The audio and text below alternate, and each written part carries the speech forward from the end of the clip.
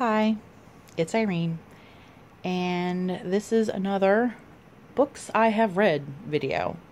Some of you continue to be interested, so I'm going to continue to do them, despite the fact that I don't think I am remotely helpful at all in my descriptions of these books, but onward we go. Oh, and because I know it's been a while since you've seen my face, and since it's not very conducive for me to do these videos with my camera, with you seeing my face, or with it face fronting. That. Although I could do them with my Big Daddy. That would be my big camera, Big Daddy. And then you would see me and the books, and I wouldn't feel so rushed to do the video, and it would be a little bit more of a pain in the butt to edit, but I could edit it, which I can't really do on my phone. I can edit to a point on my phone, but it's the biggest pain in my ass ever, which is saying a lot, because I got a big old ass. And moving on. But since it has been a while since you've seen my face, and since you can't see my face again today, I am giving you a replacement of my face with my face. At least a hand-drawn version of my face. This is a piece that my old friend Christy did of me as a book fairy. Or, I don't know if I'm a book fairy or a fairy who loves books. Either way, I'm somehow sitting on the back of my bear kitten, who is on top of a mushroom. And I'm not sure if the mushroom is huge or if me and the cat are just really tiny. I don't know. Anywho, so I'm going to stick myself right now and go through my small batch of books this time around. I am horrible at book reviews. I think I said this to y'all before, so I try not to give I try not to give too much information in this kind of video, but if I even did a book review, and some of you have asked for them, and y'all are sweet for thinking I could, I don't know how I could do it without completely giving away the entire story, the plot, what happens, the whole nine, and then what would be the point of you reading the book, right? Anyway, so, but if you have a suggestion, let me know. Anyway, so first up is another book in the HarperCollins series by Charlaine Harris. This is the second book, Grave Surprise. And look, it's a Jack-in-the-Box skeleton out of a grave. Positivity. I hate Jack-in-the-Box. I'm not really a fan of the fast food chain either, but I hated those branching things. Oof, scarred me as a child. Anyway, this is a great series. Again, I've only read 2 books, but they're fun. I like mysteries, like fun mysteries, and they're easy to read. I think I read this in a day and a half, maybe 2, I'm not sure. The books are a little predictable. You know, when you're reading mystery, you don't want it to be predictable. You want to kind of be surprised by the mystery, sort of is the point of a mystery. But they're still fun to read. I love the characters so much. And I do want to mention, I think I've mentioned this before, if you're familiar with Charlaine Harris, she wrote, or is the author of the Sookie Stackhouse novels, the basis for the show True Blood. I know a lot of y'all have seen True Blood. I have seen it. And compared to the books, the show kind of sucks. So the books are pretty awesome, except for the last one. But you didn't hear that from me. Read the Sookie Stackhouse and read HarperCollins because I like them. And if you can find it at your Goodwill, like I did, $1.50 was about what I paid for the whole series. So, yeah. Next is a book that was turned into a movie. And this is The Light Between Oceans, a novel by M.L. Stedman. I have not seen the movie. I didn't even know it was a movie until way after I had the book. But it's a really great read. It's incredibly depressing. Virtually almost the whole book is depressing. But it was, weirdly enough, was a fun read. If that makes any sense. It's sort of hard to figure out how a book can be both heartbreaking and fun. But somehow this one was. And the, condition of this is a little more beat up than normally I would get from the Goodwill. But when you find something you really want and it's still a passable copy, it just looks well loved, even though I've only read it the one time. The cover's pretty. Anyway, it takes place in Australia. I don't remember when, way back in the day. 50s, 40s, I don't know. I'm so helpful. But it was worth reading. It's something that you kind of dive into, and you don't want to put it down until you've read it. So, did that help? Probably not. Next is the 13th Tale. My little me is all conversed. 13th Tale by Diane Sutterfield.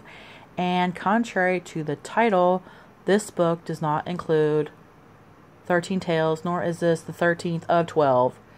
It's just interestingly called the 13th Tale. It does apply to the story, which is very good, actually. It was unlike anything I've read. A lot that I found very interesting, unique. Another one I couldn't put down. I think I found myself falling asleep a few times because I read so late that I just passed out. And I'm sure some of y'all, if you read at all, you've fallen asleep reading and the book fell forward and hit you in the face. It doesn't feel good. Even these little paperbacks, it hurts. This is one I would most definitely recommend. It's there's mystery, there's sisterly bonding, there's creepy, mysterious pasts. So there's a lot going on, but easy to follow, interesting to read, well written. Yes. Moving on, we are to America's First Daughter by Stephanie Dray and Laura Kamoe, which I'm sure I mispronounced. If I did, I apologize. Stephanie Dray, I was already familiar when I bought this. I've read her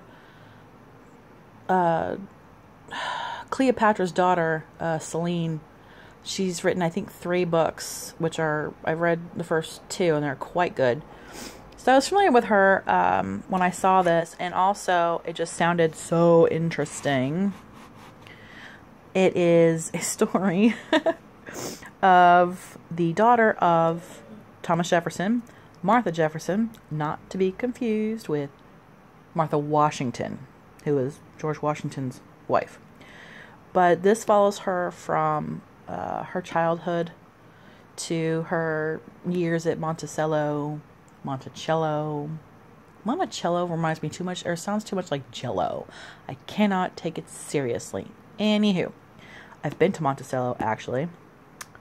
Yes, it's quite lovely. Follows her when her father goes to France, and back again, and she settles in Virginia. I mean, it goes all over most of her entire life. What I really like is the fact that this focuses largely on her relationship with Thomas Jefferson and pulls information directly from documented history and includes the beginning of each chapter. Let me see if I can find it. The beginning of each chapter has a I know I'm wasting time and I'm sorry. Again, I can't edit on this thing. Here we go. This right here, where it's dated, and from Jefferson to the Marquis de Lafayette, these are actual letters. This italicized paragraph at the beginning of each chapter is actually from a letter, either written to or from Thomas Jefferson to somebody or from somebody. So that makes it even more interesting. I like historical fiction. I think y'all know that. So this was kind of a jump in a different direction of historical fiction for me, but super interesting. Thomas Jefferson was kind of a dick. I'm not gonna lie. Kind of an asshole. So read it, most definitely. It's so good.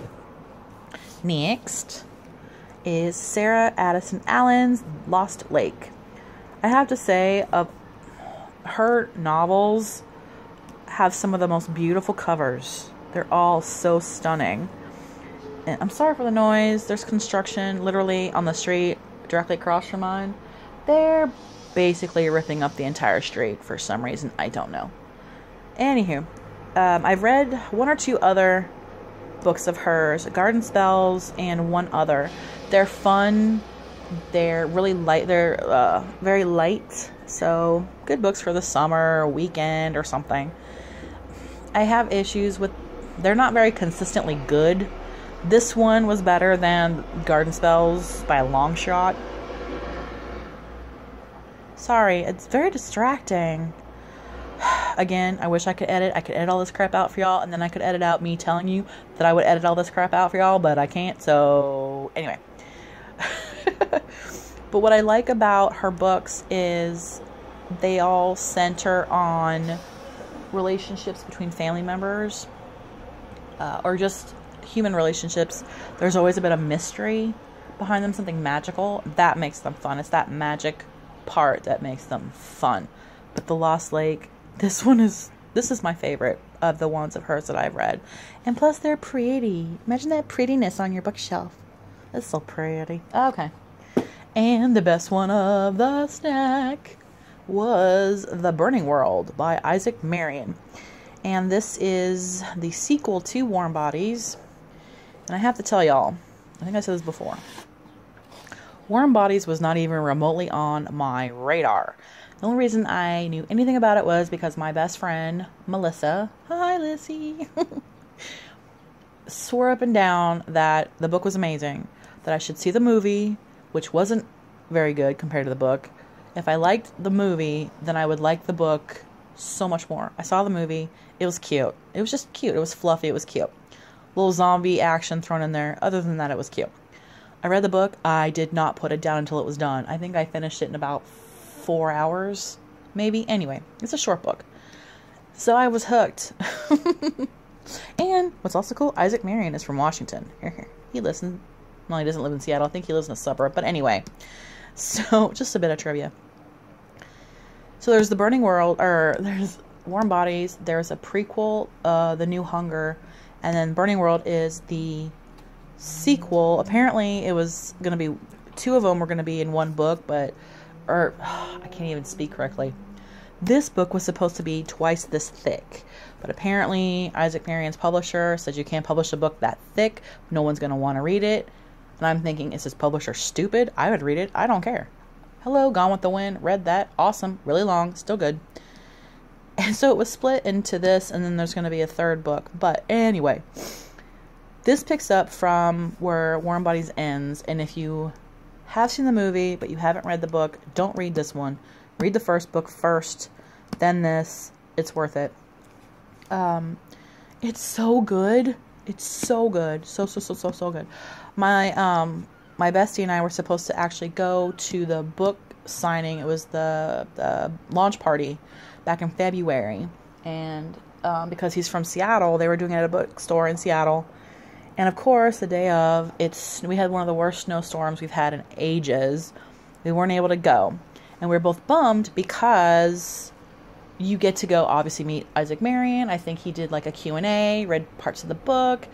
You know, you get to shake his hand, get a picture, have him sign your book, blah, blah, blah, blah, blah. Anyway, so many people weren't able to go that the bookstore went ahead and saved everybody's book and had Isaac Marion sign it.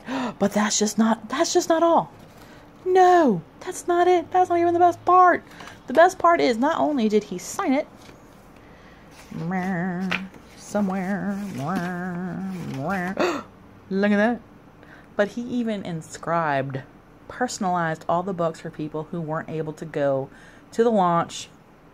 A lot of us, like I said.